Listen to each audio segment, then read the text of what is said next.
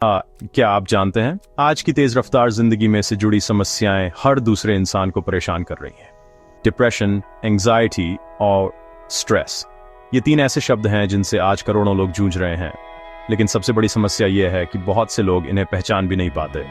तो दोस्तों, आज के इस वीडियो में हम विस्तार से समझेंगे कि डिप्रेशन, एंजाइटी और स्ट्रेस क्या हैं, ये हमारे जीवन को कैसे प्रभावित करते हैं, और सबसे जरूरी बात, इनसे बचाव और समाधान क्या है। वीडियो को अंत तक जरूर देखिए, क्योंकि इस जानकारी से न सिर्फ आपकी बल्कि आपके आसपास के लोगों की भी जिंदगी बदल सकती है।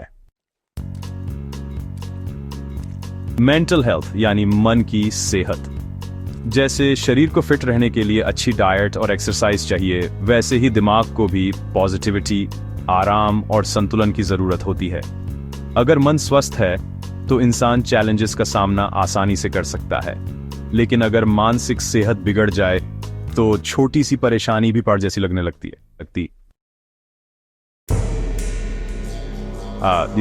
WHO यानी वर्ल्ड हेल्थ ऑर्गेनाइजेशन के अनुसार भी हर 4 में से एक व्यक्ति जीवन में कभी न कभी मानसिक बीमारी का सामना करता है। यह आंकड़ा बताता है कि यह सिर्फ कुछ लोगों की नहीं बल्कि सबकी समस्या है। डिप्रेशन केवल उदासी यानी सैडनेस नहीं है, यह एक गंभीर मानसिक स्वास्थ्य स्थिति है। डिप्रेशन में व्यक्ति को ऐसा लगता है जैसे जिंदगी में कोई रंग ही नहीं बचा। डिप्रेशन के मुख्य लक्षणों में हर वक्त उदासी या खालीपन महसूस करना शामिल है। रोजमर्रा के कामों में रुचि खत्म हो जाना भी एक बड़ा संकेत है। नींद की गड़बड़ी हो सकती है, कभी बहुत ज्यादा सोना या बिल्कुल न सो पाना। भूख में भी बदलाव आ सकता है, अचानक ज्यादा खाना या बिल्कुल भूख न लगना। थकान और एनर्जी की कमी महसूस होना आम बात है। कई बार नकारात्मक विचार भी आने लगते हैं और कुछ मामलों में खुद को नुकसान पहुंचाने या जीवन समाप्त करने तक की सोच आ सकती है। WHO की रिपोर्ट बताती है कि दुनिया भर में 30 करोड़ से भी अधिक लोग डिप्रेशन से पीड़ित हैं। इंजरीज, एंजाइटी यानी बेचैनी, डर और घबराहट का एहसास। थोड़ी बहुत एंजाइटी नॉर्मल है, जैसे एग्जाम से पहले नर्वस होना। लेकिन अगर एंजाइटी रोजमर्रा की जिंदगी को प्रभावित करने लगे तो यह डिसऑर्डर बन जाती है। तो चलिए बात करते हैं एंजाइटी के कुछ लक्षणों की। पहला लक्षण है दिल की धड़कन का तेज होना। इसके अलावा पसीना आना भी एक आम लक्षण है। कभी कभी सांस लेने में कठिनाई महसूस हो सकती है। छोटी सी बात पर ओवर थिंकिंग करना भी एक संकेत हो सकता है। बार बार डरावने ख्याल आना और डिसीजन लेने में दिक्कत होना भी एंजाइटी के लक्षणों में शामिल है। अब बात करते हैं भारत में एंजाइटी की स्थिति की। भारत में लगभग 4 से 5% पॉपुलेशन एंजाइटी डिसऑर्डर से प्रभावित है। और स्ट्रेस से बचना मुश्किल है, लेकिन इसे मैनेज करना पूरी तरह पॉसिबल है। आइए जानते हैं कुछ साइंटिफिकली प्रूवन और प्रैक्टिकल सॉल्यूशंस के बारे में। स्ट्रेस के समय हमारा दिमाग सच में बहुत तेजी से भागने लगता है। ऐसे में आप 4-7-8 टेक्निक अपना सकते हैं। इसमें आपको 4 सेकंड तक गहरी सांस लेनी है, फिर 7 सेकंड तक उसे रोक कर रखना है और उसके बाद 8 सेकंड तक धीरे धीरे छोड़ना है। इससे आपका हार्ट रेट नॉर्मल हो जाता है और दिमाग भी काफी रिलैक्स करता है। वर्कआउट करने से हमारे शरीर में एंडोर्फिन्स रिलीज होते हैं, जिन्हें अक्सर भी कहा जाता है। वॉकिंग, जॉगिंग, साइकिलिंग या फिर योगा, कुछ भी रोजाना करना बहुत फायदेमंद है। रिसर्च ये बताती है कि एक्सरसाइज डिप्रेशन और एंजाइटी को 40% तक कम कर देती है। मेडिटेशन हमारे माइंड को प्रेजेंट मोमेंट में ले आता है। इससे ओवरथिंकिंग और एंजाइटी अपने आप ही कम हो जाती है। सिर्फ 10 मिनट रोज मेडिटेशन करने से स्ट्रेस को सिग्निफिकेंटली रिड्यूस किया जा सकता है। स्ट्रेस ज्यादातर तब होता है जब हम खुद को टाइम से मैनेज नहीं कर पाते। टू डू लिस्ट बनाना, कामों को छोटे हिस्सों में बांटना और नो कहना सीखना स्ट्रेस को बहुत कम कर देता है। नींद की कमी स्ट्रेस बढ़ाती है और स्ट्रेस नींद खराब करता है। यह एक विशियस साइकिल है। सोने से पहले मोबाइल का यूज ना करें, बेड टाइम फिक्स करें और कमरे को डार्क रखें। सिंगिंग, पेंटिंग, गार्डनिंग या कोई भी एक्टिविटी जो खुशी दे, ये दिमाग को रिलैक्स करती है और नेगेटिव थॉट्स से दूर रखती है। सोर्सर्स अगर स्ट्रेस कंट्रोल से बाहर हो तो साइकोलॉजिस्ट या काउंसलर से मिलना जरूरी है। थेरेपी टेक्निक्स जैसे कॉग्निटिव बिहेवियरल थेरेपी या सीबीटी बहुत इफेक्टिव हैं। आज के समय में मेंटल हेल्थ इश्यूज के सबसे बड़े कारणों में से एक है सोशल मीडिया एडिक्शन और अर्बन लाइफस्टाइल। आइए इसे एग्जाम्पल से समझते हैं। इंस्टाग्राम, फेसबुक या यूट्यूब पर लोग अपनी लाइफ का बेस्ट हिस्सा दिखाते हैं।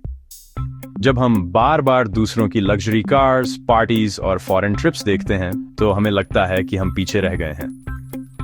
इससे धीरे धीरे इंफीरियरिटी कॉम्प्लेक्स और डिप्रेशन डेवलप होता है। एक रियल एग्जांपल लेते हैं। 2022 में हुई एक स्टडी बताती है कि जो लोग रोज 3 घंटे से ज्यादा सोशल मीडिया इस्तेमाल करते हैं उनमें डिप्रेशन का खतरा 2 गुना बढ़ जाता है। अब बात करते हैं साइबर बुलिंग की। ऑनलाइन ट्रोलिंग, हेट कमेंट्स और नेगेटिविटी ये सब लोगों की सेल्फ एस्टीम को तोड़ देती है। खासकर टीनेजर्स पर इसका सबसे ज्यादा असर पड़ता है। और एक एग्जांपल लेते हैं। कई बॉलीवुड और हॉलीवुड सेलिब्रिटीज ओपनली बोल चुके हैं कि ऑनलाइन ट्रोलिंग की वजह से उन्होंने एंजाइटी और डिप्रेशन फेस किया। लेट नाइट स्क्रॉलिंग और नोटिफिकेशंस नींद खराब कर देती हैं। नींद की कमी से दिमाग का रेस्ट और हीलिंग प्रोसेस डिस्टर्ब होता है। हार्वर्ड की एक रिसर्च के अनुसार रात में सोने से पहले फोन इस्तेमाल करने वालों की नींद क्वालिटी 50% तक खराब होती है। मेट्रो सिटीज में ट्रैफिक, पोल्यूशन और कंपटीशन लोगों की मेंटल हेल्थ पर भारी पड़ते हैं। लोग नेचर और फैमिली से दूर होकर अकेलेपन का शिकार हो जाते हैं। या एग्जाम्पल के तौर पर बेंगलोर और दिल्ली जैसे बड़े शहरों में कॉर्पोरेट एम्प्लॉयज पर हुए सर्वे में 65% लोगों ने कहा कि वे क्रॉनिक स्ट्रेस फेस कर रहे हैं। चलिए अब कुछ प्रैक्टिकल सॉल्यूशंस की बात करते हैं। सोशल मीडिया यूज को सीमित करें, जैसे स्क्रीन टाइम 2 घंटे से ज्यादा ना रखें। नेचर से जुड़ें, हर हफ्ते थोड़ा समय पार्क, गार्डन या आउटडोर एक्टिविटीज में बिताएं। एक डिजिटल डिटॉक्स डे रखें, हफ्ते में 1 दिन बिना मोबाइल या सोशल मीडिया के।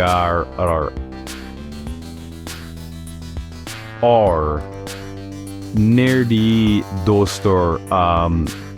दोस्तों और परिवार के साथ आमने सामने बातचीत करें, सिर्फ ऑनलाइन चैट पर निर्भर न रहें।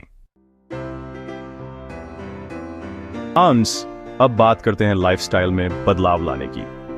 रोजाना 7 से 8 घंटे की नींद लें, संतुलित आहार खाएं जैसे फ्रूट्स, वेजिटेबल्स और ओमेगा 3 रिच फूड्स और नियमित एक्सरसाइज करें, कम से कम 30 मिनट डेली। ये छोटे छोटे चेंजेस काफी मदद कर सकते हैं। 10 से 15 मिनट मेडिटेशन करने से सच में दिमाग बहुत शांत होता है।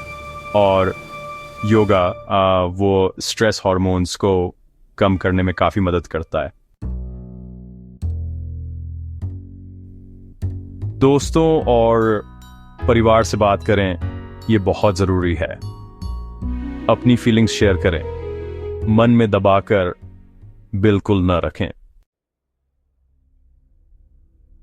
दिन भर मोबाइल और सोशल मीडिया पर न रहें, थोड़ा ब्रेक लेना अच्छा होता है। स्क्रीन टाइम कम करने से एंजाइटी भी कम होती है।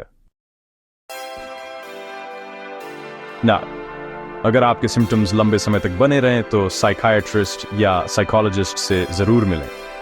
थेरेपी और काउंसलिंग से सच कहूं तो बहुत मदद मिलती है। जरूरत पड़ने पर दवाइयां भी दी जाती हैं, लेकिन याद रखिए सिर्फ डॉक्टर की सलाह से ही। ये एक बड़ी गलतफहमी है कि डिप्रेशन सिर्फ कमजोर लोगों को होता है, लेकिन सच ये है कि ये किसी को भी हो सकता है, चाहे वह कितना भी स्ट्रांग क्यों ना हो। और कई लोग सोचते हैं कि यह बस सोच बदलने से ठीक हो जाएगा, मगर असलियत में प्रोफेशनल ट्रीटमेंट और सपोर्ट की जरूरत पड़ सकती है। एक और माइथ है कि मेंटल हेल्थ पर बात करना शर्म की बात है, लेकिन सच मानिए ये नॉर्मल हेल्थ इश्यू की तरह ही है और इस पर खुलकर बात करना जरूरी है।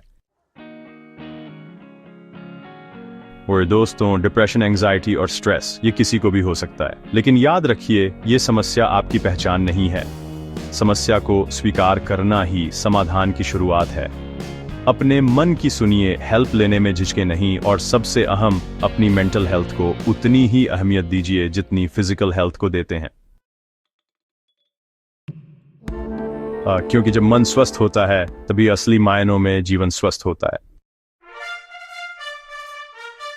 अगर ये वीडियो आपको मददगार लगी हो तो इसे लाइक और शेयर करें और चैनल को सब्सक्राइब करना ना भूलें। ये वीडियो केवल जानकारी और जागरूकता के उद्देश्य से बनाया गया है। ये किसी तरह की मेडिकल सलाह नहीं है। अगर आपको डिप्रेशन, एंजाइटी या स्ट्रेस की गंभीर समस्या है तो कृपया किसी क्वालिफाइड डॉक्टर या मेंटल हेल्थ प्रोफेशनल से संपर्क करें।